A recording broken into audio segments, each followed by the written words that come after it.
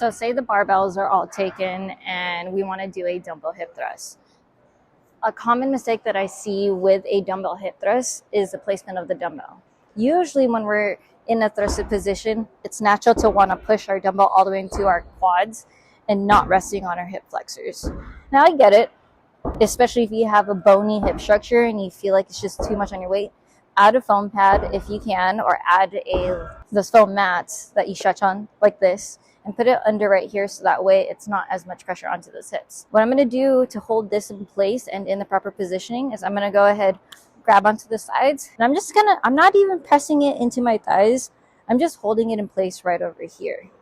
What I like about using the dumbbell is that it's a lot more versatile. And just a quick tip too, when we talk about the tilt, especially, and this goes for men and women, we don't want to be stuck in this tilt right here where our butt is sticking out like we're trying to twerk. I'm going to go ahead and tuck that pelvic in, and then that's your starting position in that hip thrust position. So we're not in this overly arch right here curved position, but we want to go ahead and start in this tilt. So I'm pushing my tailbone forward, coming up, wrapping my core, and keeping that tilt.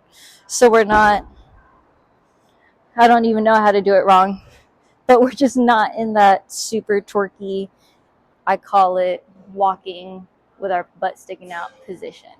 So maximize your glute gains, maximize your hamstring gains. I think the hip thrust is a great movement to add into your workout. Again, if you have any questions, let me know.